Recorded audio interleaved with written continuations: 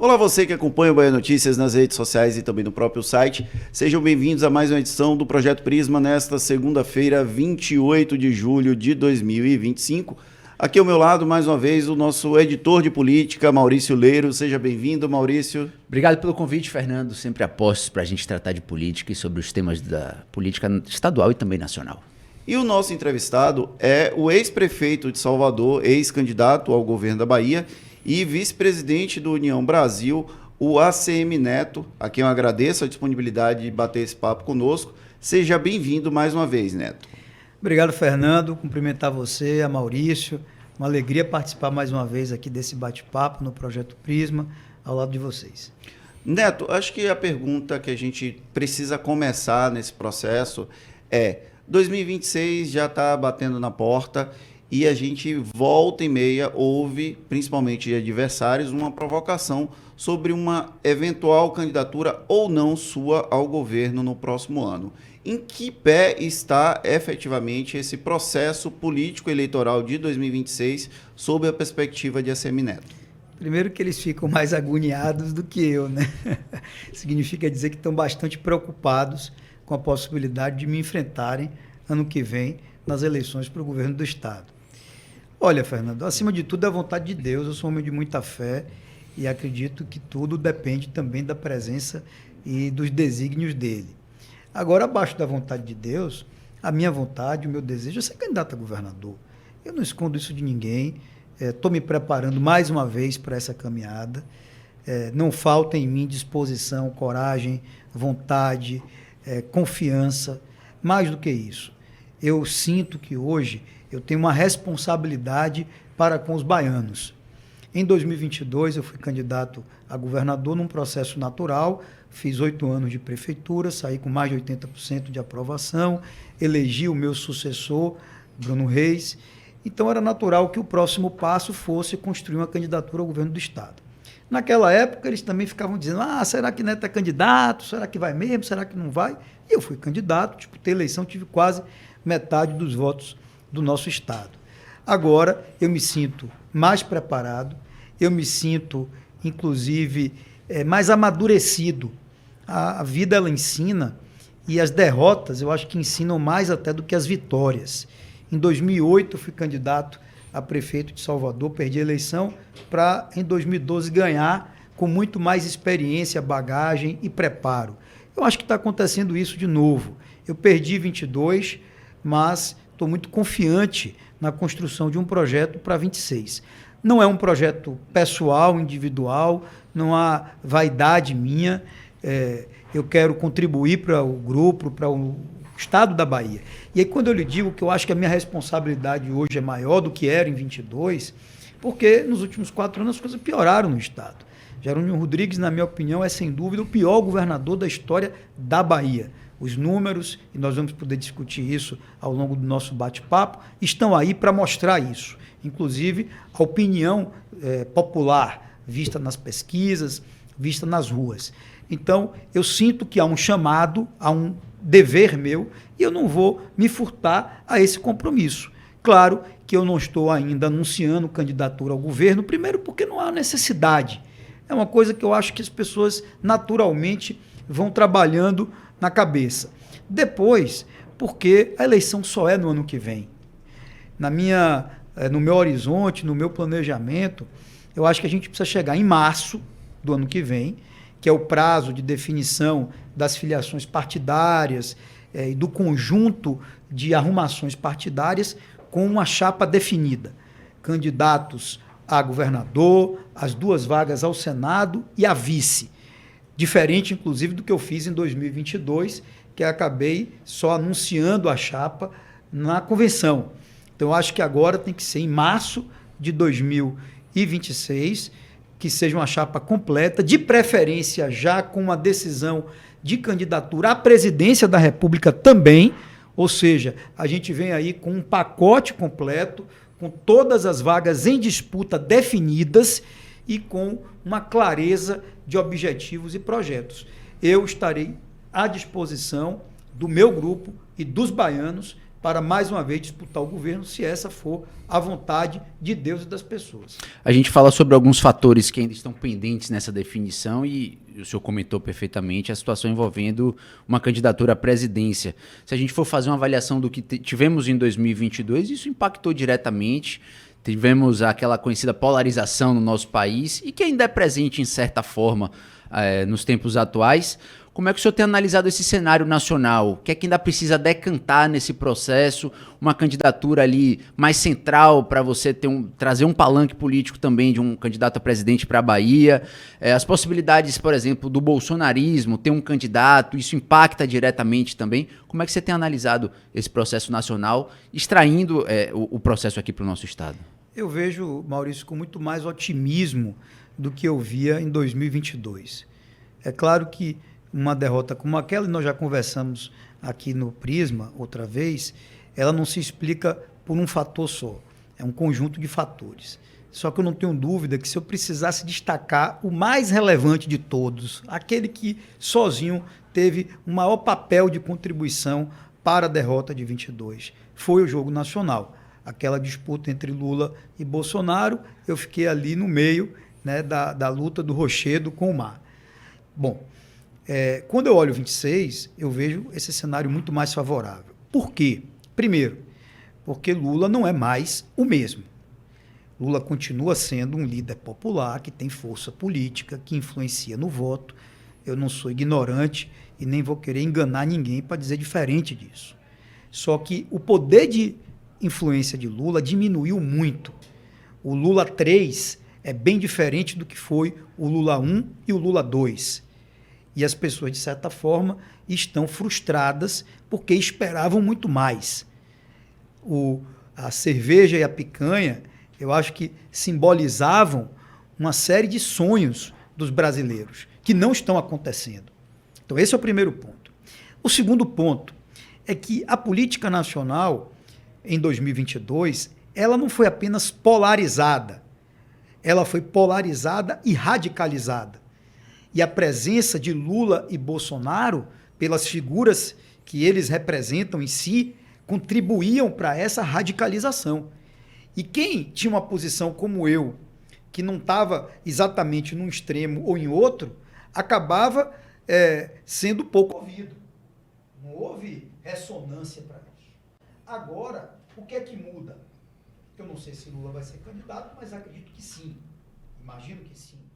A reeleição no Brasil é feita para que o cara que está lá normalmente seja candidato, certo? Só que do outro lado, não será Bolsonaro a disputar a eleição, em virtude da inelegibilidade decidida pelo Poder Judiciário. Eu não entro no mérito desse aspecto.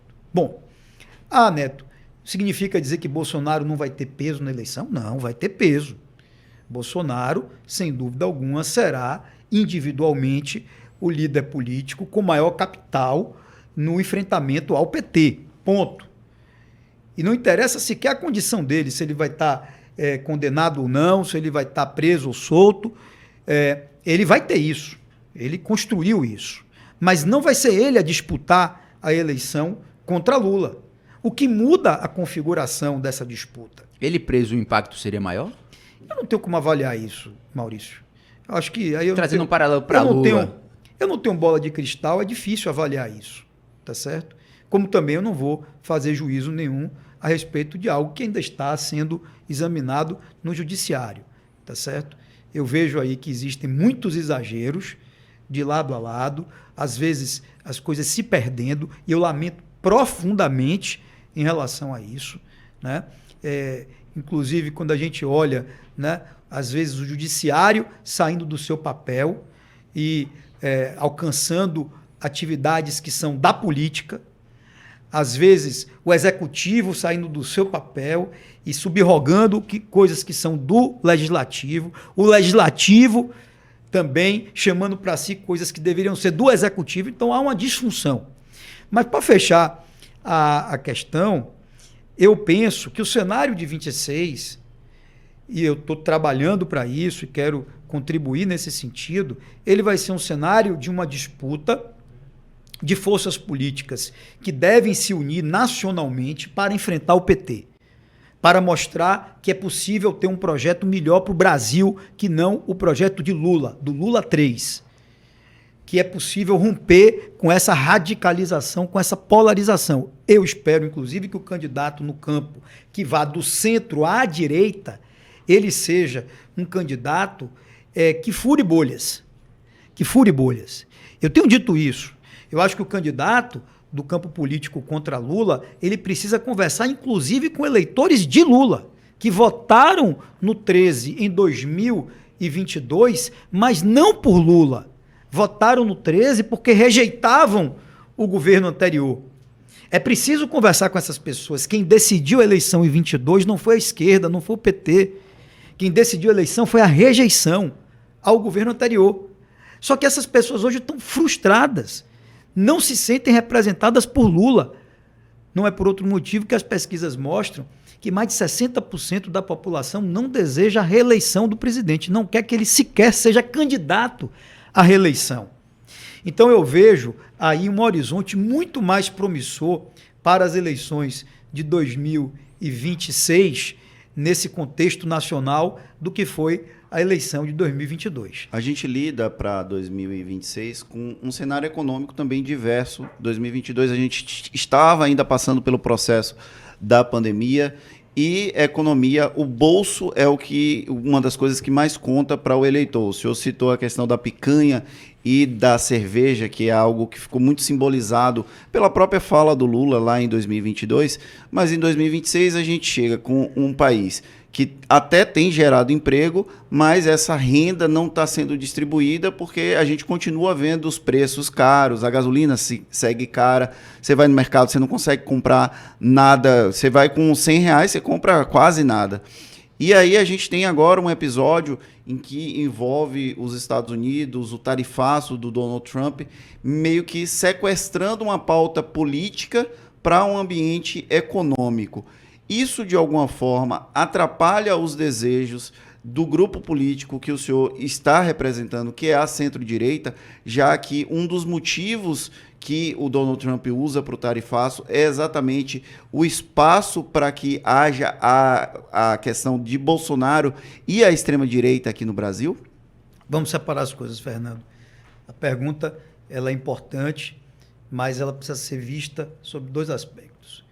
Um aspecto são as ações domésticas, as medidas econômicas tomadas ou não pelo governo e que são de responsabilidade integral e exclusiva do presidente da República.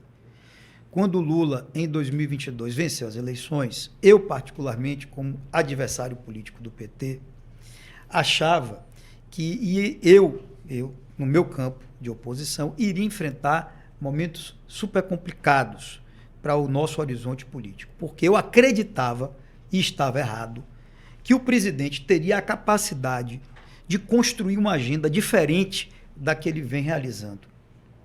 Eu lembro que eu era deputado federal, 2002, meu primeiro mandato, Brasília, Lula, ele assumiu um conjunto de medidas na área econômica, a reforma da Previdência, a reforma tributária, uma série de coisas que até eu votei na época, eu era oposição, mas eu votei com o governo, que ajudaram o Brasil a crescer.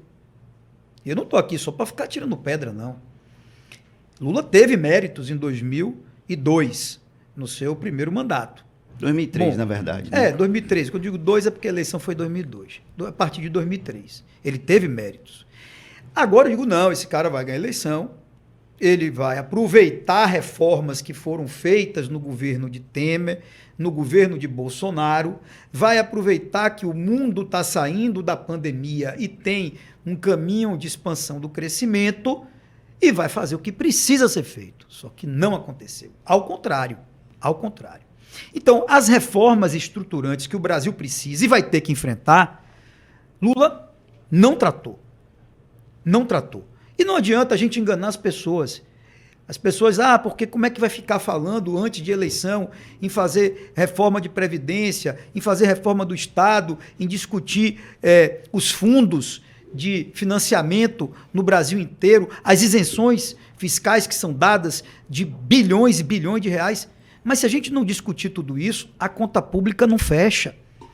Esse governo não tem compromisso com o equilíbrio da conta pública. Esse governo não fez nenhuma medida para reduzir despesa. Esse governo não tomou nenhuma providência para aumentar a produtividade do setor público, para fazer mais gastando menos. Ao contrário. Então, está falida essa lógica. Se não for feito nada, em 2027, o espaço discricionário do orçamento da União é zero. Ou seja, o presidente da República não vai ter um centavo para definir onde colocar nesse país inteiro. E aí fica essa discussão, porque tem que cortar de emenda. Eu também acho que tem que cortar de emenda, que eu acho que cresceu muito essa história de emenda. Só que isso não resolve porque a conta ainda é pequena e o rombo é muito maior. O que é que resolve? É um outro pacto do país, que enfrente, por exemplo, a reforma do judiciário, que é um poder que tem muitas vantagens, muitas regalias, que são simplesmente esquecidas, porque eles não passam a cada 2 ou 4 anos pelo teste das urnas e não tem a exposição na imprensa que nós temos. Então vai ter que se fazer uma revisão completa do Estado brasileiro. E, na minha opinião, Lula já se mostrou incapaz disso.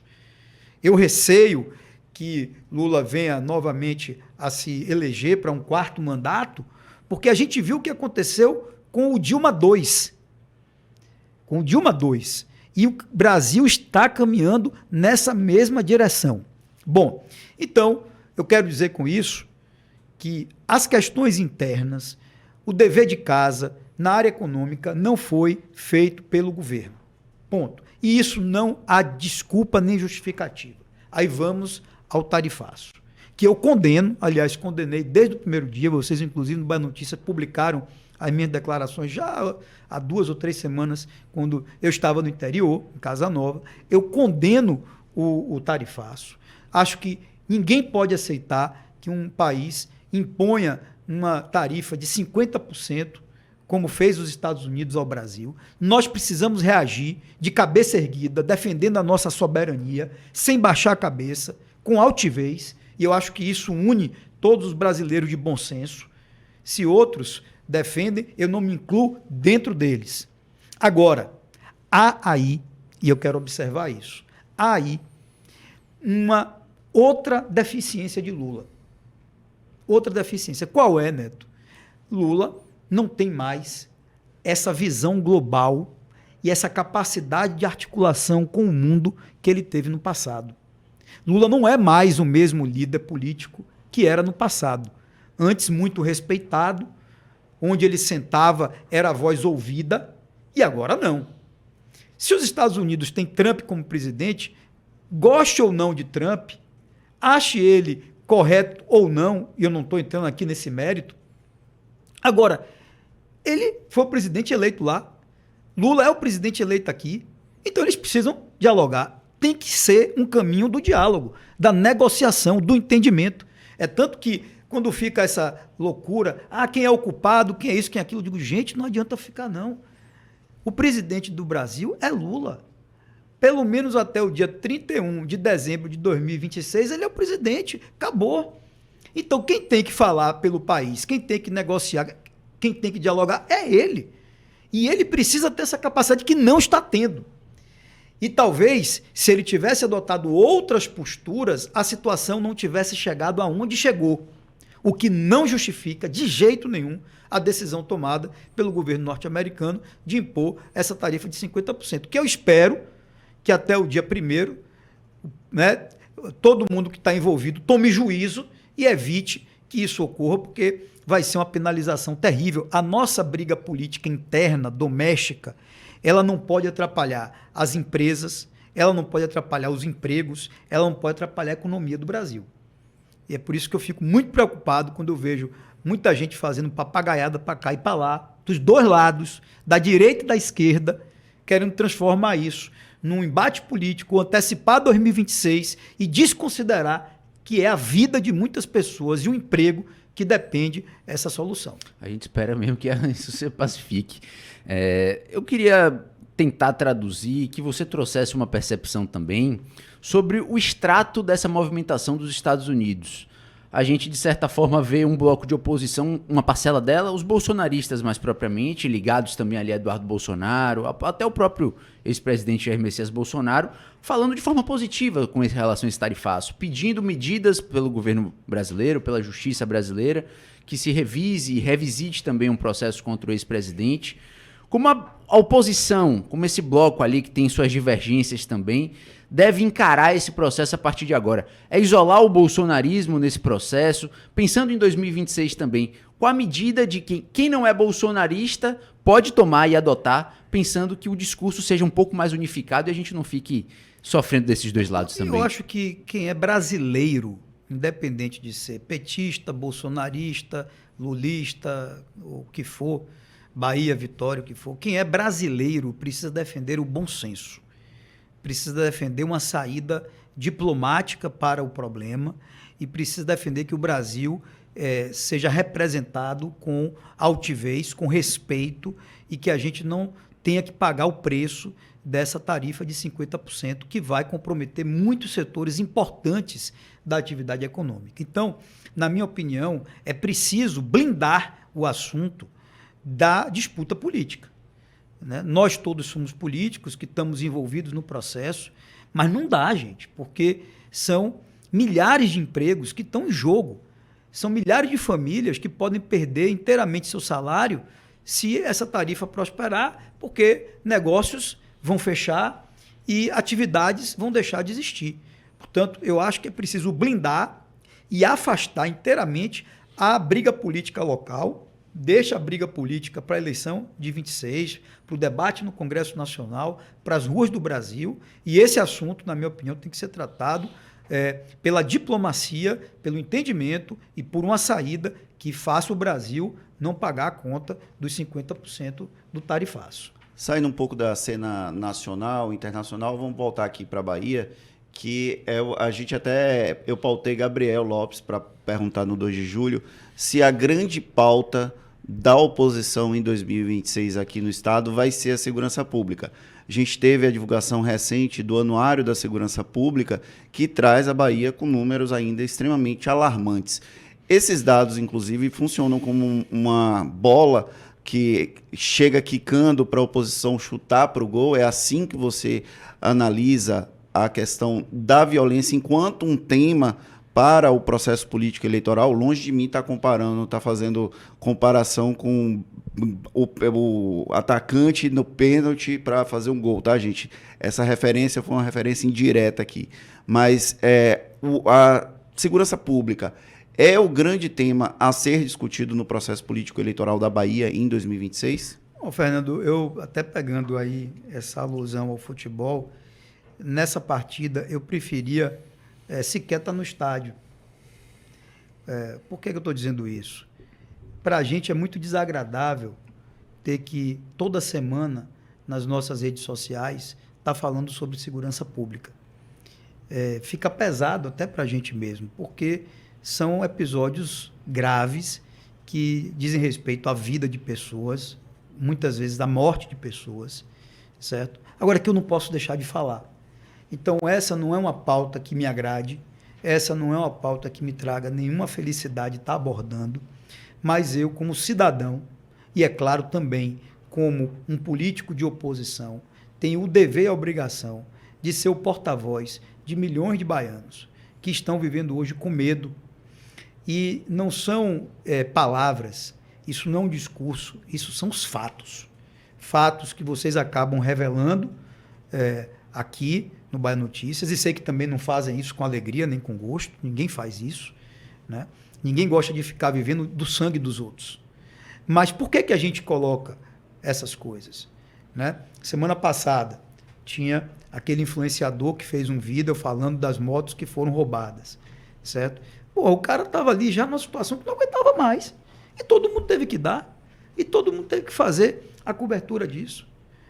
Aí vem fuga de presídio. Fuga de presídio em Feira de Santana, fuga de presídio em Teixeira de Freitas, fuga de presídio em Eunápolis, como se tornou um escândalo nacional.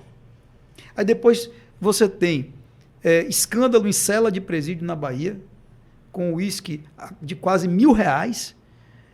climatização, TV a cabo, parece estar num hotel, mas é uma cela da penitenciária Lemos de Brito. Aí você vem aos números. Agora, semana passada, o Anuário da Segurança Pública divulgado, 5 entre as 10 cidades mais violentas do Brasil estão na Bahia. 9 entre as 20 cidades estão na Bahia. Ou seja, nós temos metade das 10 ou 20, como queira analisar, cidades mais violentas. Na Bahia morrem mais pessoas, aliás, o dobro de pessoas do que morrem no Rio de Janeiro e em São Paulo. São Paulo tem quase 3 vezes mais a população do nosso estado e na Bahia morre o dobro de pessoas que morrem em São Paulo. Então, os números são gritantes. E quando você faz um corte histórico, você vai ver que há 10 anos consecutivos, e se a gente for para precisão pelo anuário, você vai ver que, exceto em 2018, então você tem um prazo de 10 anos, tirando 2018, a Bahia em primeiro lugar em número de homicídios do país. Eu, como político, não posso deixar de agregar uma crítica política a essa história. Porque não é coincidência a Bahia ser governada há 20 anos pelo PT e há 10 anos ocupar o primeiro lugar no número de homicídios do Brasil. E eu tenho dito várias vezes, olha, gente, não adianta mudar o secretário de segurança, mudar o comandante da polícia. E quero até dizer aqui, não tenho nada contra nenhum dos dois, ao contrário. Assim, olhando à distância, me parecem pessoas, posso estar enganado, mas me parecem pessoas sérias. O secretário de segurança e o comandante da polícia. Mas estão perdendo a guerra para as facções criminosas, para o crime organizado. Então o problema está onde? Está no governador. Está no governador. Aliás, nessa sequência de governadores do PT, mas em especial em Jerônimo Rodrigues, que ele fecha os olhos. Porque a pior coisa quando você está diante de um problema muito sério é você não reconhecer o problema. Então, o primeiro ato tem que ser ter a humildade de reconhecer o problema, dizer, porra, tá aqui, existe, vamos buscar a solução. Outro dia eu fiz um seminário sobre segurança pública, o SOS Bahia, que a gente apresentou lá um conjunto de propostas ao fim que podem ser discutidas e implementadas em nosso estado.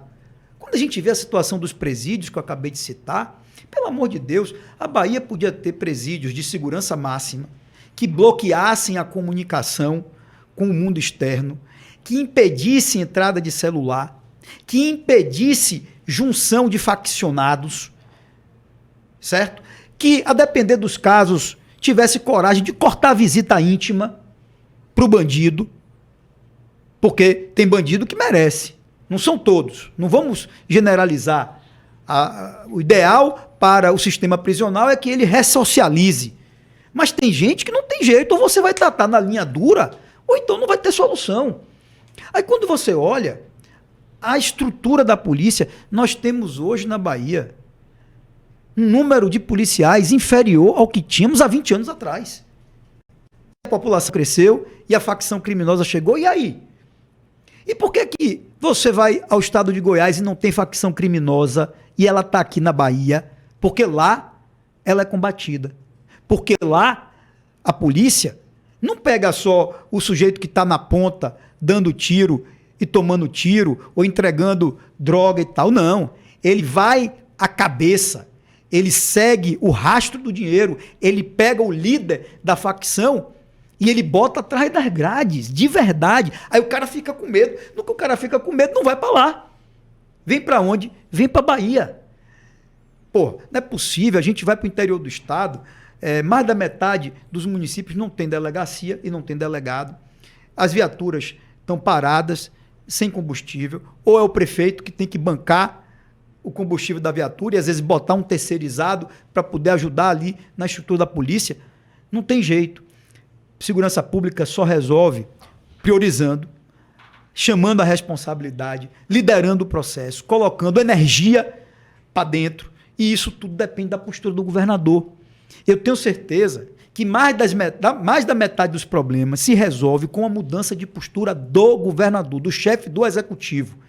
E é por isso que eu tenho batido muito nessa tecla, porque é lamentável, a gente liga a televisão, abre o jornal, vai no site, ouve na rádio, quando fala da Bahia, é dos episódios de violência. A Bahia não pode ser vista no Brasil como um exemplo disso.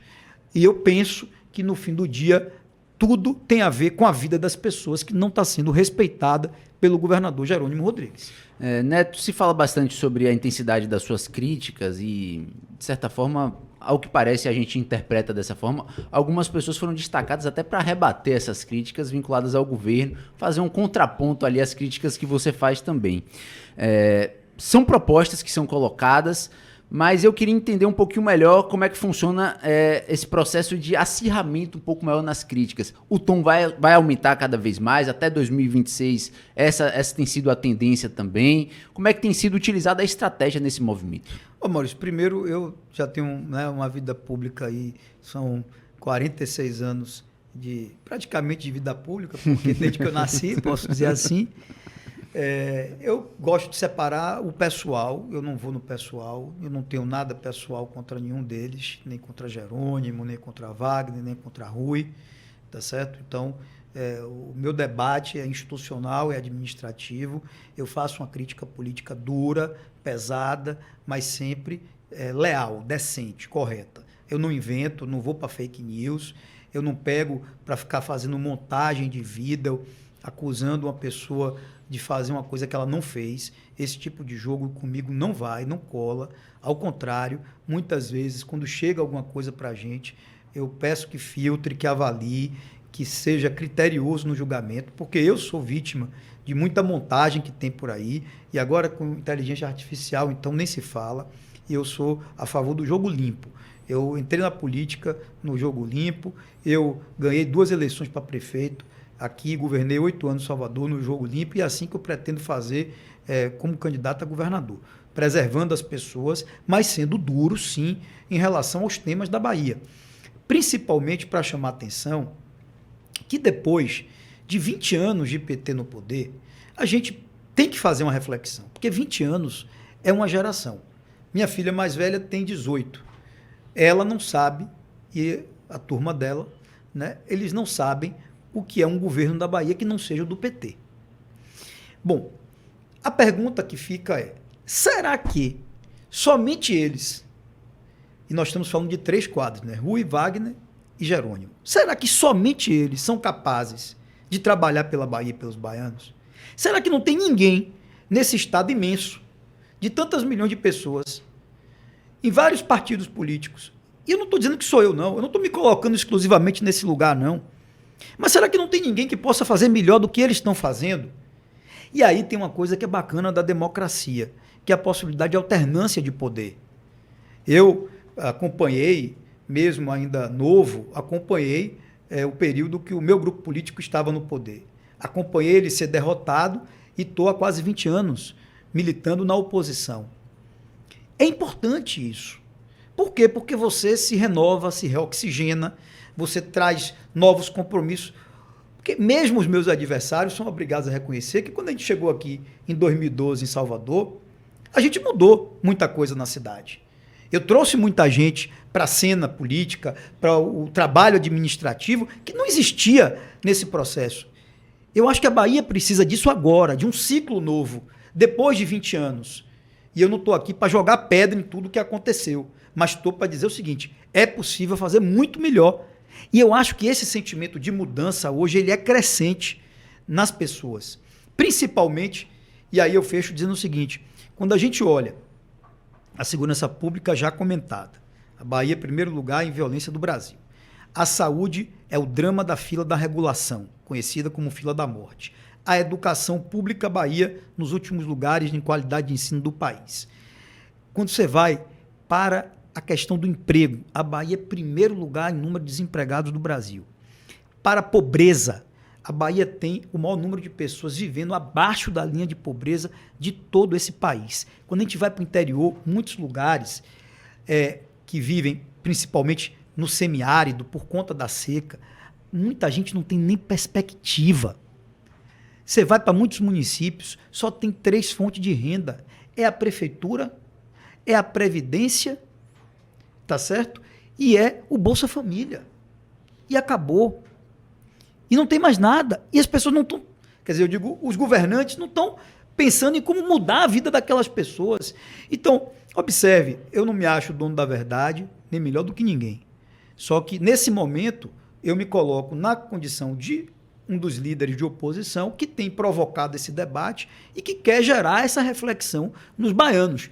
Eu acho, pelo que eu tenho sentido nas ruas, que há um desejo crescente na direção da mudança. E a gente vai vocalizar isso no debate político. Agora, apartando e sempre tentando evitar mentiras, ataques baixos ou mesmo enveredar para o campo pessoal, que eu não faço política assim.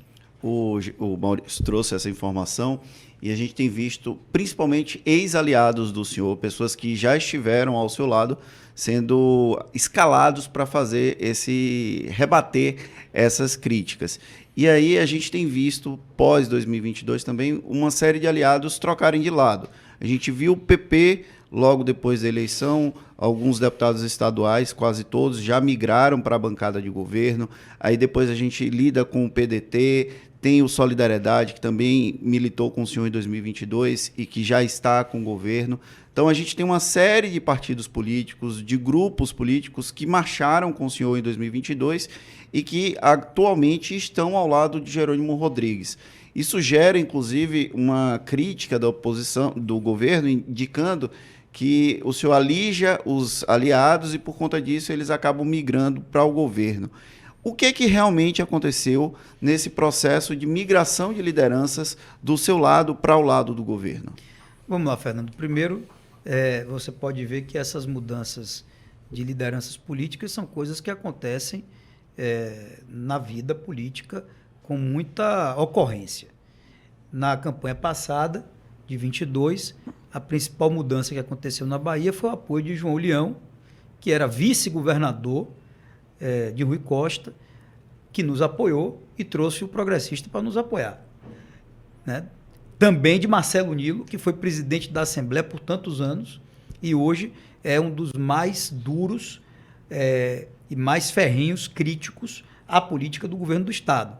Estou lhe dando aqui exemplo de duas figuras que tiveram destaque e proeminência no campo político deles ao longo desses 20 anos e que vieram para cá. Então, não significa que é só numa direção. Existem movimentos nas duas direções. Segundo, os partidos políticos, acho que ainda tem muita coisa para acontecer. O progressista está com a gente em função da federação que foi realizada do União Brasil, tá certo? Mas acho que ainda tem muita água para rodar debaixo dessa ponte. E aí, quando você olha, qual é o maior debate político que ocorre hoje de mudança ou não de lado? É alguém que está me deixando ou é o PSD que pode deixar o governo? Ou é a turma do PT que está querendo fazer chapa puro sangue e pode tirar Coronel e Otto da equação? Então, eles têm lá as críticas deles, que usam como querem, com a narrativa que querem, mas desconsideram que eles próprios, na verdade, eles têm muito mais problemas do que a gente. E aí tem um outro elemento que precisa ser colocado na mesa. A gente sabe que o grupo de lá reúne governo do Estado e governo federal. Isso tem uma natural força de atração na máquina política. Só que candidatura de oposição, ela é candidatura de povo, não é de político. Candidatura de oposição é candidatura de ruptura com o sistema, não de máquina. Então, se a máquina tiver que ganhar, é o PT. Se houver uma ruptura e um desejo do povo de algo diferente, sou eu, ou quem for, no nosso campo político. Assim aconteceu em 86 na Bahia, com Valdir Pires, em 2006 com Jacques Wagner. Ambos não tinham estrutura política, os partidos contra, os prefeitos contra, e ganharam a eleição. Para não ir tão longe, isso aconteceu comigo em 2012. É que muita gente não lembra. Eu fui candidato a prefeito de Salvador, no meu partido. Eu não tinha um vereadorzinho de mandato sequer, eu não tinha. Por quê? Porque todos estavam com o meu adversário, que era o candidato do PT. Meu adversário tinha 3 vezes mais tempo de televisão do que eu, porque tinha muito mais partidos do que eu.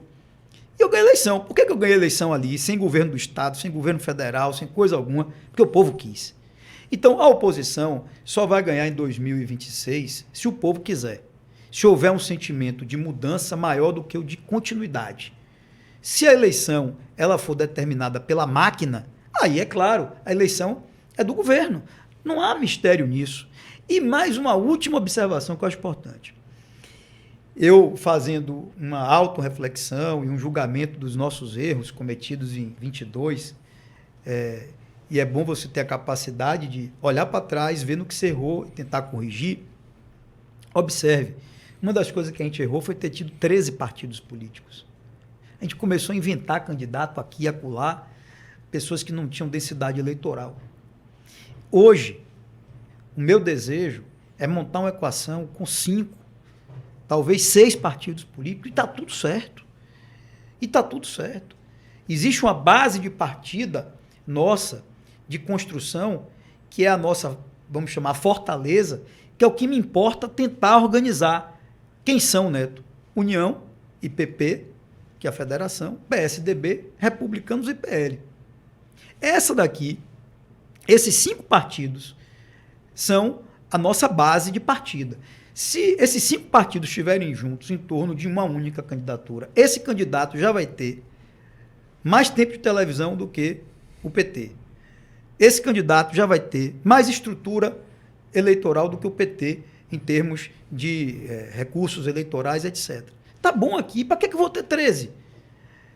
Ao contrário, se eu quero fazer um trabalho de mudança política na Bahia, eu não posso chegar cheio de compromisso, com tudo já ocupado. Ao contrário, tem que ser como eu fiz em Salvador, buscar os melhores, trabalhar com os melhores, pensar no melhor resultado para o Estado, conversar claramente com os políticos. E eu venho dizendo isso, gente, eu não tenho um projeto pessoal de ser candidato a governador. Se vocês quiserem que eu entre, eu topo ser candidato. Agora, tem algumas coisas que eu não abro mão. Por exemplo, eu jamais vou aceitar negociar a Secretaria de Segurança Pública, de Administração Penitenciária, de Agricultura, de Turismo, de Indústria e Comércio, de Saúde, de Educação, da Fazenda. Tem que ser os melhores.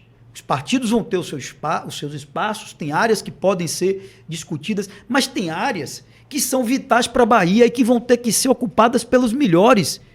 Ora, se os baianos entenderem que a Bahia precisa disso, estou dentro. Se não, se for o sistema que está aí, eles ganham a eleição. É simples assim. Por isso é que eu não fico com dor de barriga e nem preocupado quando a gente vê esse assédio em cima de prefeitos, de partidos, de deputados. Isso é do jogo. Ao contrário, eu acho que a gente, para uma candidatura de oposição, tem até demais. Se você conseguir juntar esses 5 partidos, eu acho até que a gente pode trazer mais 1 ou 2, mas se juntar esses 5, já é um fenômeno. E se eu comparar com 2012, quando eu fui candidato a prefeito de Salvador, a estrutura era infinitamente menor. Neto, o senhor comentou sobre a questão dos prefeitos também, e a gente faz um paralelo e rememora o que aconteceu em 2022, ainda na gestão de Rui Costa, um movimento específico de atrair os prefeitos também, com interlocução mais direta com o governo do Estado, na possibilidade de convênios, uma atuação do governo do Estado mais diretamente ali nos municípios. O que a gente também tem escutado na imprensa é de uma possibilidade disso se repetir em 2026, isso acontecer até de uma forma mais pujante com relação a esse assédio aos prefeitos, essa movimentação mais de presença do governo do Estado e agora, como o senhor comentou, com a possibilidade de ter o apoio do governo federal ainda, uma máquina ainda muito mais robusta nesse processo. Qual seria a estratégia, então? Você já fez aí um prelúdio de movimentações de insatisfação e tudo mais, mas qual seria a estratégia direta de você ter um diálogo mais próximo com o prefeito? Isso também modifica nessa estratégia de estar mais presente nos municípios, dialogando com banda B, com banda C, tentando estar mais próximo diretamente da população. O que isso, que a gente pode ver em 2026, pode alterar na estratégia de Assemineto? Bom, Maurício, primeiro eu volto a repetir, nenhuma novidade. Tá certo? Aliás, sempre a equação deles é a mesma. Eu lamento que alguns ainda se iludam, porque o que é que o PT faz? Eles passam 3 anos enrolando, com conversa, com cheiro mole, vou fazer, vai ter convênio, com promessa, e é 100 milhões, é 200 milhões e tal, e deixa a coisa ali para a última hora para poder amarrar o cabo. É isso aí.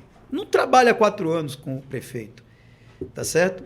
Não chega para fazer convênios de 4 anos com o prefeito. É obra que vem na véspera da eleição, como você citou, de Rui Costa. Rui Costa foi tido por muitos como um governador que passou quase 8 anos sem falar com políticos, sem atender políticos, sem dar moral para os prefeitos. E chegou no último ano com dinheiro e convênio e foi para cima. Ponto. Então, eu não tenho nenhuma surpresa. Meus cabelos brancos, tá certo? E o meu berço na política me impedem, a essa altura da vida e do campeonato, de me surpreender com esse tipo de coisa. Os cabelos são da prefeitura? São. Depois da prefeitura, aí acabou, perdi o controle. Mas, são da prefeitura. Mas, meu irmão, é o seguinte, passado isso, superada essa situação, que eu já disse aos meus, gente, não vamos ter dor de barriga com isso, que não adianta. Eu acho que tem alguns prefeitos que, nesse momento, com razão, estão fazendo um jogo institucional, conversando, dialogando, mas que vão chegar na eleição, vão ficar com a gente. Primeira coisa. Então, não é tudo o que eles dizem. Às vezes o cara recebe o governador no município dele, ou vai à governadoria para tratar de uma pauta, e na mesma hora vem um releasezinho da SECOM, prefeito do União Brasil de tal lugar, ao lado de Jerônimo Rodrigues, aliado do governador. E não é isso. O cara não disse que vai votar em Jerônimo, não declarou apoio, mas é a versão deles. Uma parte dessa turma vai estar com a gente, eu não tenho dúvida nenhuma, na eleição do ano que vem. Mas, Neto, e aí, onde não tiver, qual a estratégia? Acho que tem 2 estratégias que a gente está trabalhando. Claro que as ferramentas eu não posso aqui entregar o ouro ao bandido ao vivo. Mas a primeira delas, e mais importante, é criar uma conexão direta com as pessoas. Foi o que eu disse aqui. A gente vai ganhar eleição se o povo quiser mudança. Eu lembro em 2012, mais uma vez na minha eleição de prefeito, que às vezes eu ia num lugar, em Salvador, que a gente não tinha uma liderança política. Mas eu encontrava a pessoa na padaria com a minha praguinha no peito. ACM Neto 25, que na época era o meu número. Aí eu, por curiosidade, parava e dizia, mas senhora, vem cá, onde é que a senhora conseguiu essa praguinha? Ela disse, meu filho, eu passei lá no seu comitê e peguei. Ninguém me deu. Então, é a atitude. Se houver na Bahia um sentimento de mudança, haverá essa atitude das pessoas de irem atrás, de comprarem a briga, de abraçarem o projeto. Não vai ser uma coisa do partido União Brasil, não vai ser uma coisa de ACM Neto, vai ser uma coisa dos baianos. E se acontecer isso, daí a necessidade de ter essa conexão direta com as pessoas. Se acontecer isso, podem vir com quantos prefeitos vierem, com quantos partidos vierem, que eles perdem a eleição.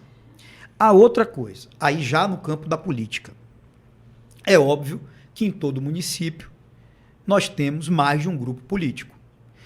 Outro dia eu peguei, era uma segunda-feira, juntei os deputados inicialmente do União Brasil, estaduais e federais, fechei todo mundo, tranquei numa porta de um hotel, num salão de um hotel, disse, vamos aqui fazer um tour pelo estado da Bahia. E aí pegamos um a um, cada município do estado, para fazer uma atualização da situação política de cada um deles. O pessoal disse que saiu cansado de lá. Saiu cansado. Começou 9 da manhã, acabou 7h30 da noite. Tá certo? Foram 10 horas de reunião. Parou para almoçar, pelo menos, né? Parou meia hora para o almoço. Foram 10 horas de reunião. E aí o que aconteceu? A gente hoje, claro, e com as informações que a gente vem colhendo, a gente hoje tem um quadro bem atualizado da situação política do Estado e está observando onde é que a gente pode tentar trazer pessoas para nos apoiarem. Normalmente, em municípios onde o governo tem o apoio do prefeito e a gente pode ter o apoio do outro grupo político que a gente chama aqui de banda B, certo? Aliás, se você for segunda-feira lá no partido, porque a gente criou uma sistemática, minha agenda de segunda-feira, eu vou para um salão lá no partido, no União Brasil, e atendo livre, atendimento livre, tá certo? 25 cidades que passaram por lá na última segunda-feira, diferentes da Bahia, em um dia só, tá certo? Lideranças políticas, ex-prefeitos, prefeitos, vereadores. Então, Eu acho que a gente vai estar com o nosso exército montado em cada município. Em alguns mais fortes, em outros nem tanto. Só que a gente também já tem uma radiografia, e aí eu não posso entregar a ferramenta, do que aconteceu em 22 e onde é que estão os nossos problemas. Então, hoje, do ponto de vista estratégico, eu sei, inclusive, o que a gente precisa atacar como prioridade. E nós vamos trabalhar com inteligência e com profissionalismo para que em 26 o resultado seja melhor do que 22. O senhor é um dos dirigentes do União Brasil, o partido tem um fundo eleitoral bem gordo, a eleição aqui da Bahia é uma das grandes prioridades para o partido em 2026. Como é que está essa questão da distribuição dos recursos para o próximo ano? E aí eu emendo com uma pergunta que eu acho que todo mundo vai querer fazer. Já existe algum caminho, algum rascunho do que viria a ser a chapa da majoritária de 2026 do senhor? Vamos lá, Fernando. Sobre o recurso do fundo eleitoral, a gente não desenhou ainda. E até vai ser um pouco diferente, porque no ano que vem vai ser a federação. Então você vai somar União Brasil e Progressistas. Dá mais trabalho, né? Dá mais trabalho. Dá mais trabalho. Mas dá mais dinheiro também, né? Não, você tem mais recurso com a soma dos dois, mas você tem que ter mais competência na escolha dos candidatos. Porque, por exemplo, para federal, seriam 40, 39 mais um. Que a gente não sabe ainda, essa Se mudança aí, tomara que não mude. Mas seriam 40 candidatos do União Brasil e 40 candidatos do Progressistas. 80. Agora, com a federação, só são 40. Tá certo? Então, a gente vai ter que ter muito mais critério na escolha dos candidatos, mas isso também, óbvio, abre uma oportunidade para a gente trazer nomes novos e candidatos fortes. O fundo eleitoral vai ser decidido de acordo com os critérios do peso de cada candidatura, da representatividade das mulheres e etc. Então, esse é um ponto. Em relação à chapa, como eu lhe disse aqui, eu defendo que ela seja anunciada em março, de preferência com todas as candidaturas já definidas, inclusive o apoio ao presidente da República, se possível, certo? Eu lhe falei aqui de 5 partidos que são a base hoje da nossa construção política. E é claro que a chapa terá que ser definida nesse conjunto dos 5 partidos. A gente vê pela imprensa sempre a especulação de nomes que podem ser candidatos, nomes que desejam disputar um cargo majoritário. Não há, nesse momento, até agora, nenhuma sinalização para ninguém, nenhuma definição de nenhuma candidatura. Há algum veto? Não, não há veto. Nesse momento, não vou começar um processo com veto, né? Não teria cabimento nenhum. A gente está ainda no momento embrionário. A obrigação da gente é perguntar. Não há veto, não há imposição, não há veto, não há imposição nem do meu nome, meu irmão. Né? É o que eu digo ao meu grupo. Olha, se vocês tiverem um nome melhor, vamos escalar e eu sou soldado e eu estou na luta. Não tenho isso, não tenho projeto de vaidade pessoal para ser candidato. Agora, estamos conversando? Estamos. E eu acho que nesse segundo semestre, agora de 25, as conversas vão se intensificar. E aí tem uma variável que, de alguma forma, pode ou não influenciar, que é essa decisão presidencial.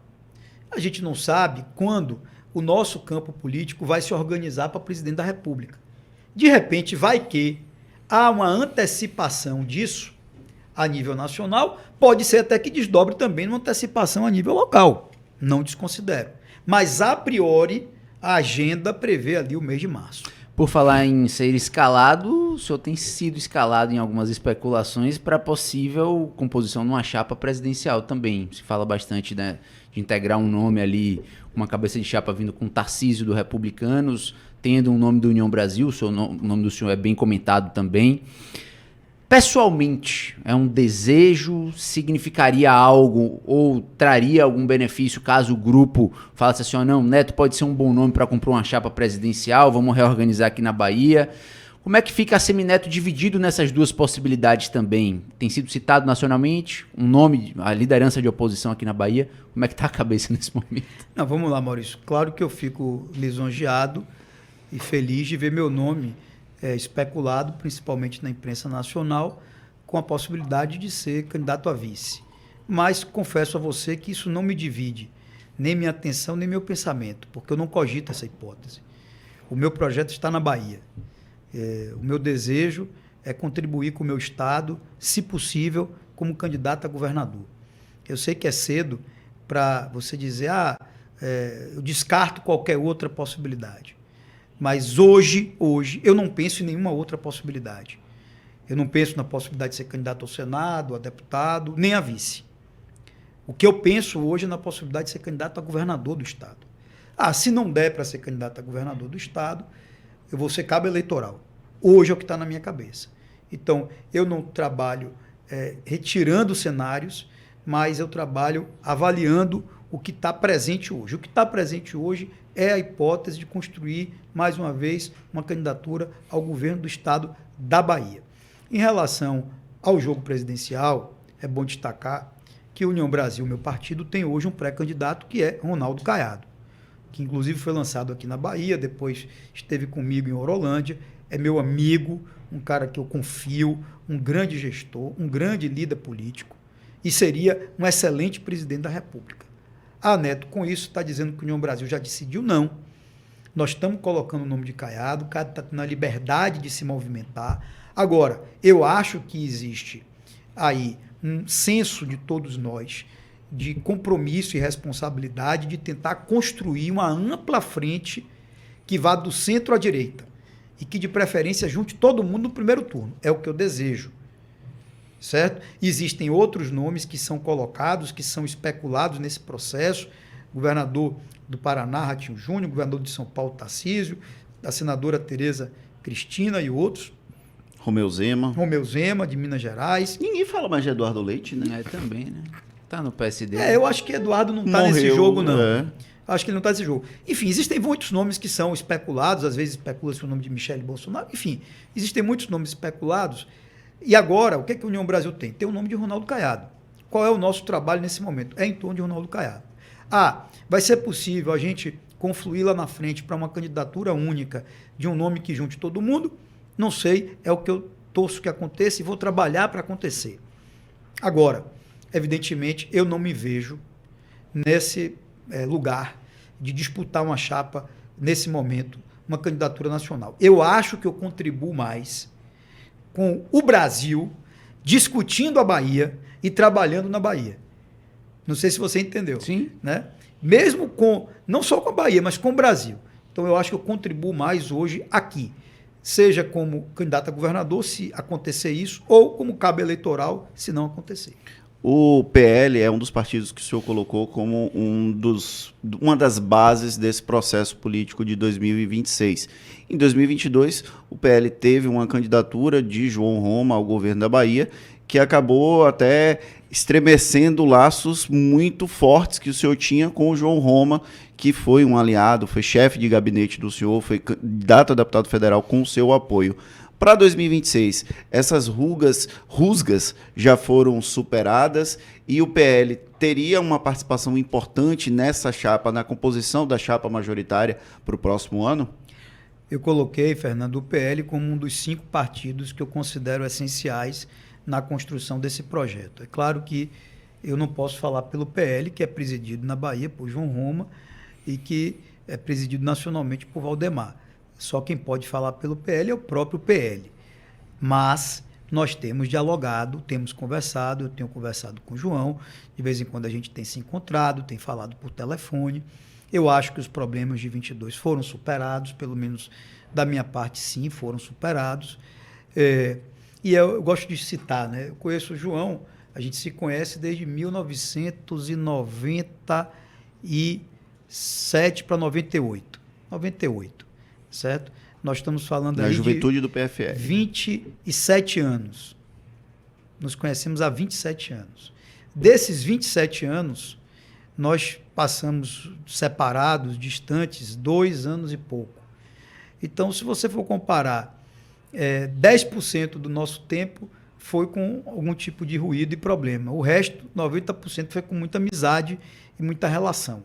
Então, eu prefiro me apegar e ter a memória do tempo que sempre ficamos juntos e trabalhamos juntos. Eu acho que ele também.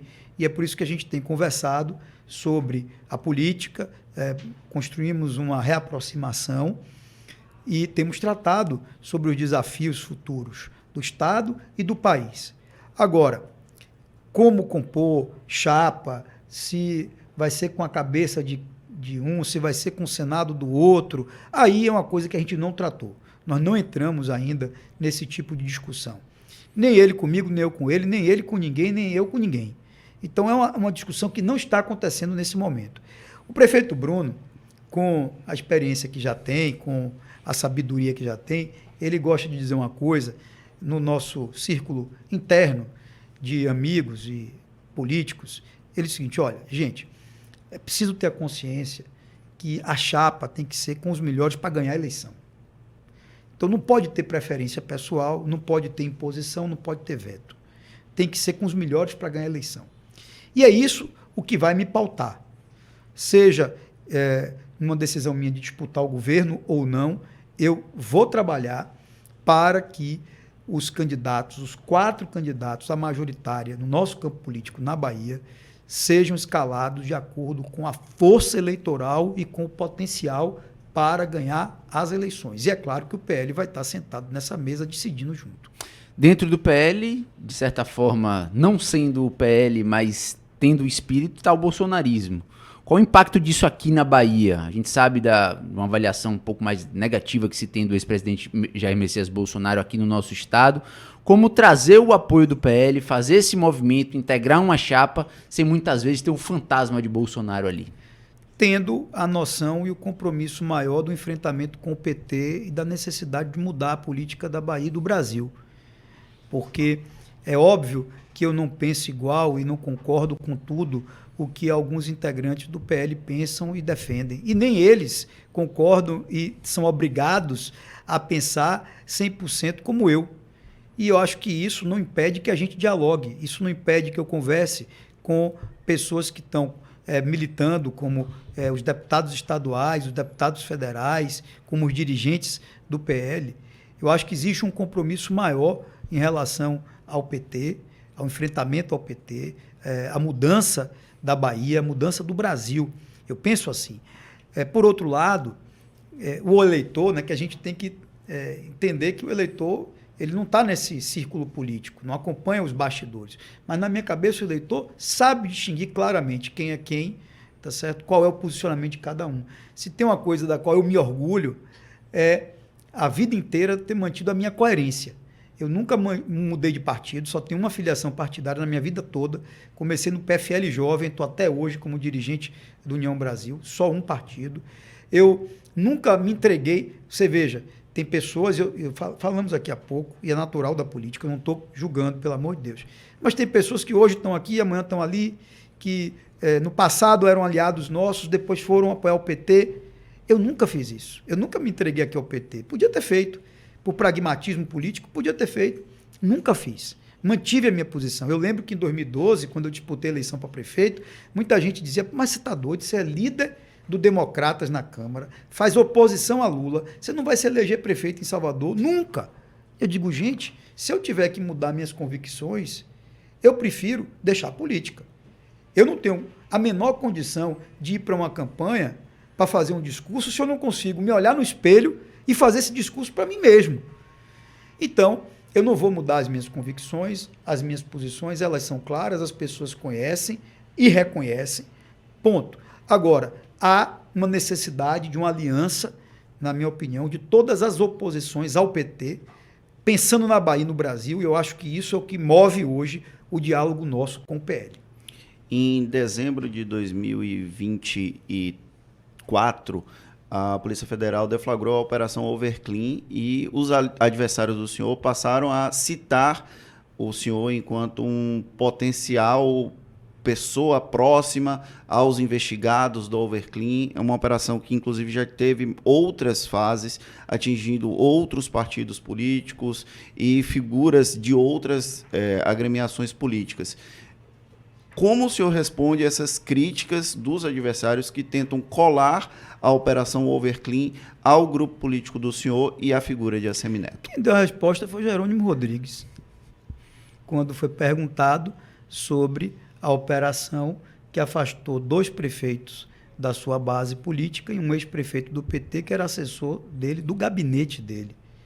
Ele que deu a resposta. Então, não tem nem por que alimentar isso. Você veja que no começo eles quiseram vincular essa operação a quadros do União Brasil, não sabiam que depois isso poderia, como aconteceu, o desdobramento em direção ao próprio PT. Né? O União Brasil não teve nenhum prefeito afastado. O PT teve prefeito afastado, teve ex-prefeito afastado, que era assessor direto do governador Jerônimo. E aí, quando ele foi perguntado, o que é que ele disse? Não, tem que dar o direito à defesa, não sei o quê, papapá, não foi isso que ele falou? Então, a resposta está aí dada por ele. Para 2026, a gente tem a formação de uma chapa governista com nomes de profusão nacional, senador Jacques Wagner, Rui Costa. O senhor já foi questionado várias vezes sobre enfrentar nomes, um governador e outros dois governadores, ex-governadores que têm hoje cargos lá em Brasília também. E se fala sobre essa chapa puro sangue, o senhor comentou que também preferiria até enfrentar, até de certa forma ali, o PT diretamente, no embate direto. De fato existe esse desejo de concorrer com o PT, de ter ali uma chapa puro sangue para enfrentar diretamente o PT? Vamos lá, Maurício. Primeiro, eu não escolho adversário, né? Não posso. Quem tem que escolher são eles. E eu fico muito incomodado quando eu vejo alguém querer meter, quer dizer, do outro lado, né? Do nosso lado pode querer meter o bedelho aqui e decidir. Do outro lado não dá. Então eu não vou fazer isso com eles. Eles escolhem, eles definem, eles escalam. Se você me perguntar, eu acho, e aí é só por torcida, tá? Não é por querer decidir ou influenciar. Eu preferia enfrentar os três do PT. Eu preferia que fosse Rui, Wagner e Jerônimo. Pegar logo os três ex-governadores do PT. Né? Eu preferia. Mas essa decisão é deles. Acho até que eles vão ter dificuldade para desenhar isso.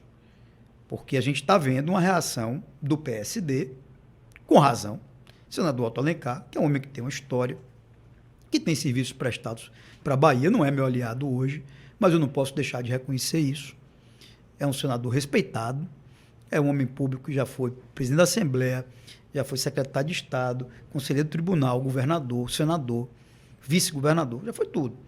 Então, e o PSD tem um tamanho importante, mais de 100 prefeitos, tem coronel que é senador, que pode ser candidato à reeleição. Então, honestamente, eu não sei nem como é que o PT cogita a hipótese de tirar o PSD da chapa. Pensando aqui na lógica da política. Eu, se fosse pela minha linha de raciocínio, o partido tem um tamanho desse, tem uma figura do tamanho de Otto Alencar, tem um senador que pode ser candidato à reeleição. Como é que vai dizer que não tem o direito de disputar? Não é de se eleger, de disputar. Então, nem sei como é que eles começaram a cogitar essa história de chapa puro sangue. Acho que talvez em função de muito tempo no poder, de já começarem a se achar donos do pedaço, que podem tudo de qualquer jeito. E aí que tá, 20 anos é tempo demais, aí você acaba, sabe, misturando as coisas. Não tem esse senso do equilíbrio. Bom, o problema é deles. O assunto quem resolve são eles. Eu, hoje, não, nas minhas equações e contas, eu não conto com o PSD. Eu não tenho conversa política com o PSD. Não pretende ligar para Otto, dar um... Não, a gente tem, veja só. Estou falando conversa política, sim, tá? Conversa política. Eu tenho uma relação muito boa, familiar, histórica com o Otto. Otto, quando eu comecei na política, Otto era vice-governador da Bahia e, foi um dos caras que realmente ali me deu conselho, me ajudou. Eu sempre reconheci isso. Não tenho nenhum problema, ao contrário. Coronel, da mesma forma.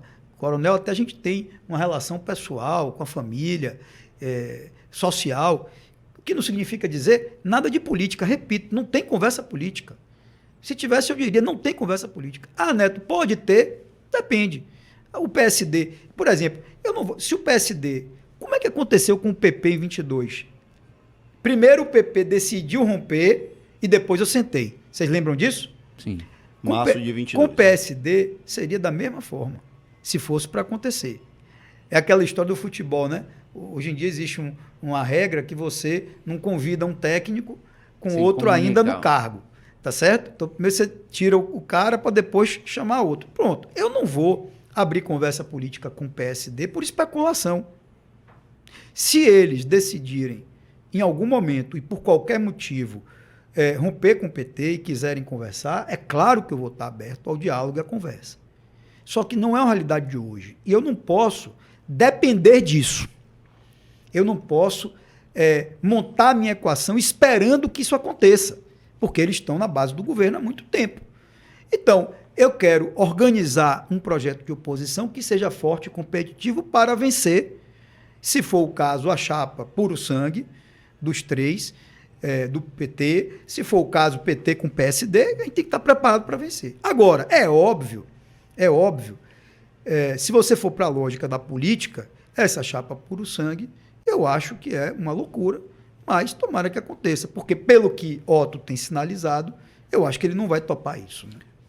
Acabou a parte mais séria da entrevista? Você que comanda. Assemineto, da última vez que esteve aqui, não era pai recente. Nesse período, ele esteve aqui em 2023, já nasceu o terceiro filho. Qual a diferença do Assemineto, que é pai de uma garota de 18 anos, para o pai de um recém-nascido? Tem alguma diferença na própria forma de lidar com a política e a criação dos filhos? Olha, Fernando, tem muita diferença, né? Primeiro, falando da criação dos filhos, Lívia, que é a minha mais velha, que tem 18 anos, que já está na faculdade, ela nasceu, eu tinha 28 anos de idade. Antônio nasceu ano passado, fez um ano agora, nasceu ano passado, eu tinha 45. É outra cabeça, é outra forma de encarar a vida, de encarar os problemas, é outra maturidade, é outro tipo de alicerce familiar que você pode oferecer. É tudo diferente. E aí também tem uma outra diferença, né? Eu acho que o menino, em geral, ele tem mais energia para queimar do que... E aí é impressionante, porque exige transpiração mesmo. Transpiração. É impressionante. É transpiração.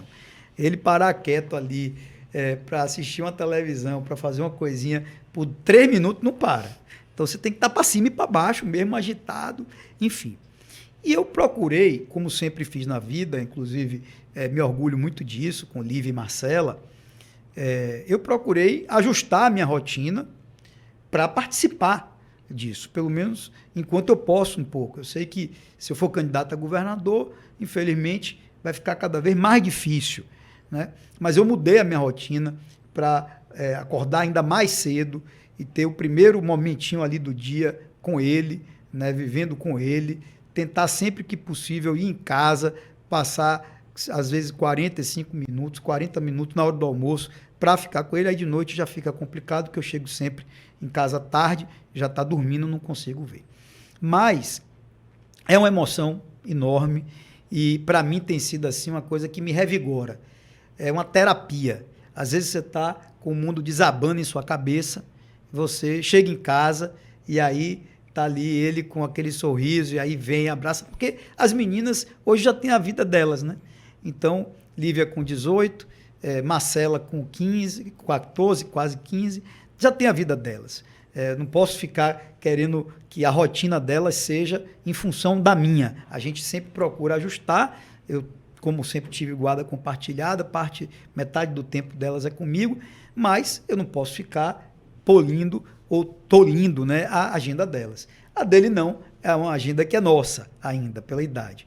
Então é uma maravilha, assim, tem sido para mim uma terapia e uma alegria enorme. Em relação à política, eu não posso mandar na vida de ninguém, né? Assim, eu posso orientar. O curso escolhido por Lívia já endereça aqui um futuro bem possível. Para você ver, Maurício, ela adora política. Acompanha tudo, adora política, está fazendo gestão pública na Fundação Getúlio Vargas, administração pública na Getúlio Vargas, então ela adora política, e atualizadíssima, e comigo todo dia conversando e querendo informação. Já tem dado algumas dicas. Outro dia eu estava em São Paulo, e aí tive lá um evento da Fundação, de lançamento do projeto de Jovens Líderes, ela estava comigo, fui dar uma entrevista na CNN, ela estava comigo, então agora onde ela pode, outro dia no São João também, andou comigo, Então, ela está se atualizando, ela gosta muito da política, sabe que se depender exclusivamente da minha vontade, não vai para a política. Mas aí não tem jeito. Mas eu tenho que respeitar. Né? Eu quero que ela seja feliz. O que eu quero para meus filhos é que eles sejam felizes e se realizem, onde eles acharem que é o caminho deles, a vocação deles. Então, se ela achar que é na política um dia, que ela se prepare, se qualifique e reúna as condições para merecer entrar na vida pública. Mas não que essa seja uma torcida ou um estímulo meu. Eu não vou impedir, não vou evitar e nem dificultar, mas também não vou ficar empurrando, entendeu? Os ex-secretários de quando o senhor era prefeito relatavam que às vezes o senhor via alguma coisa não tão agradável na cidade e ligava mesmo que fosse de madrugada. E aí depois a gente ouviu falar que o senhor falava com o próprio Bruno Reis quando acontecia alguma situação, já que não era mais o prefeito. Como é que está a sua relação com a cidade? Já tem 5 anos, quase 6 anos de que o senhor deixou a prefeitura. Como é que está a sua relação com a cidade e com a própria gestão de Bruno Reis? Olha, Fernando, quando eu era prefeito, sim, era uma loucura, um Big Brother.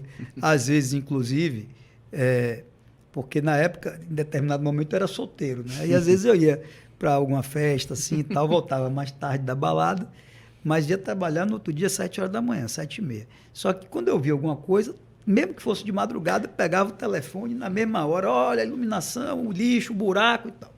Depois que eu deixei a prefeitura, não. E por que eu deixei de fazer isso? Tá certo? Porque não poderia haver dúvidas do comando. Não poderia haver questionamento de quem é o prefeito. Né? O líder da prefeitura, o líder da cidade, o prefeito é Bruno Soares Reis. Ponto. Quando eu tenho alguma opinião para dar sobre algum tema, eu ligo para ele. Não tem chance de eu ligar para secretário, para diretor, não tem chance. O pessoal da prefeitura sabe disso. Aliás, no começo até os adversários ficavam de sacanagem, falando esse tipo de coisa, e depois isso foi absolutamente afastado, porque ficou comprovado que não é verdade. E eu acho que isso foi determinante, inclusive, para a minha relação com o Bruno, depois que eu deixei de ser prefeito, só melhorar, porque a gente vê que acontece o contrário, né? Quantos casos estão aí do cara que foi, elegeu um sucessor e está brigado antes da posse. Antes da posse já está brigado. E Bruno é meu amigo, a gente tem uma relação de amizade pessoal, de confiança. Bruno é uma pessoa que tem sido comigo até hoje na vida 100% correto, como eu também tenho sido com ele. E isso só nos fortalece, eu acho, que na nossa relação. Então, quando eu tenho alguma opinião para dar, eu dou a ele. E ele sabe que ele tem toda a abertura comigo para, na hora que ele quiser, pegar o telefone, Neto, e aí você acha o quê? Disso ele faz muitas vezes, tá? Com naturalidade, com respeito à posição dele e à minha, né? E nunca houve, repito, duplo comando. E eu digo a ele, ó, meu irmão, eu penso assim, mas a decisão é sua. Você é o prefeito, o que você decidir, eu estou ao seu lado para lhe dar apoio e suporte. Então, a relação com ele é a melhor possível, né? Bruno, não tenho dúvida que vai estar mergulhado nesse projeto de oposição no próximo ano. Agora, a prefeitura, quem comanda é ele, as ações são pilotadas por ele e comando único, e não poderia ser diferente. Falando um pouquinho também sobre a agenda, como é que está de organização até o final do ano, o que é que tem pensado, caravanas também para o interior do estado, traz para a gente um panorama. Temos, agora, né, sábado, o Caetitec, nós estivemos visitando, né, nessa segunda-feira Itabuna, e aí já temos uma agenda até setembro, já definida, praticamente toda semana, com 2, 3, 4 municípios nós vamos visitar. Tem novas demandas surgindo, o fato é que a gente já está espalhado aí em várias regiões do estado. Eu tinha alguma dúvida de quando dar start nesse processo, não por indisposição de estar no interior, mas porque é o cuidado de saber até que ponto antecipar ou não queimar largada a campanha de 26, certo? Isso é uma coisa muito sutil. Agora, às vezes a gente não se governa literalmente. Então, chegou no momento, a partir de abril, maio, que eu disse, não, a gente tem que começar mesmo a caminhar. Havia uma expectativa do nosso grupo político e do cidadão em geral, e nós começamos, e agora a gente não vai parar mais. A tendência é que até o final do ano a gente intensifique essa agenda. Então, ela está aberta. Minha equipe, sabe que qualquer demanda que surja ou qualquer proposta que venha para a gente estar em alguma região, nós vamos... E tem algumas que a gente está preparando por iniciativa nossa, que são lugares estratégicos que eu preciso ir, com agendas específicas. Então, ela vai ser uma agenda inteiramente intensificada. Eu passei esses 2 anos passados, né, 23 e 24, eu passei tendo que estar muito presente em Brasília, em função do União Brasil, em função da fundação que eu presido. Isso me tornou bastante tempo. Eu procurei agora reduzir bastante essa agenda em Brasília. Então, eu continuo indo, mas quando eu vou, normalmente eu passo lá 24 horas. Eu vou normalmente na terça-feira e volto já na quarta. Ou, às vezes, não vou. Agora mesmo, nesse período de São João, de São Pedro, que teve muito evento no interior, eu passei 3 semanas seguidas sem ir a Brasília e já conversei lá com o partido para passar uma parte das minhas tarefas para outras pessoas, para ficar mais concentrado aqui na Bahia. Então, o foco total agora é aqui. Nós vamos ainda, nesse segundo semestre, fazer algumas agendas do SOS Bahia. A próxima vai abordar a temática da saúde, como nós fizemos com a segurança pública. É provável que ainda nesse segundo semestre a gente tenha 3 eventos, como tivemos o de segurança pública. No mesmo formato, modelo? Formato bem parecido, trazendo sempre personalidade de fora, juntando com experiências daqui, tendo uma visão crítica sobre o presente e sinalizando horizontes para o futuro. A ideia do próximo é a saúde, vamos tratar também de educação e vamos tratar da parte junta, mais ou menos ali, de geração de emprego, combate à pobreza, enfrentamento às desigualdades. Então, esses 3 eixos já estão mais ou menos definidos para esse ano. Vamos dar seguimento no próximo ano, mas esses 3 eixos eu ainda quero fazer no segundo semestre de 2025. Nessa agenda vai ter espaço para aprender a dançar forró? Rapaz, mas você já viu. Bicho, ainda bem que a gente agora está aqui no ambiente da descontração, já acabou a parte séria. Tá? Outro dia, cara, eu estava no meu escritório e aí, de repente, tá certo? Eu entro do nada, assim, para ver notícias e tal, e peguei o governador do estado, tinha feito uma live, tá certo? E colocado um chapéu de vaqueiro um dia depois que eu tive em Lagoa Real, numa festa de vaqueiro. Mas, meu Deus, o governador parou o trabalho dele numa segunda-feira, cheio de coisa para fazer. O que é isso? Para poder dizer que eu era vaqueiro de playground, né? Foi o que ele quis dar a entender.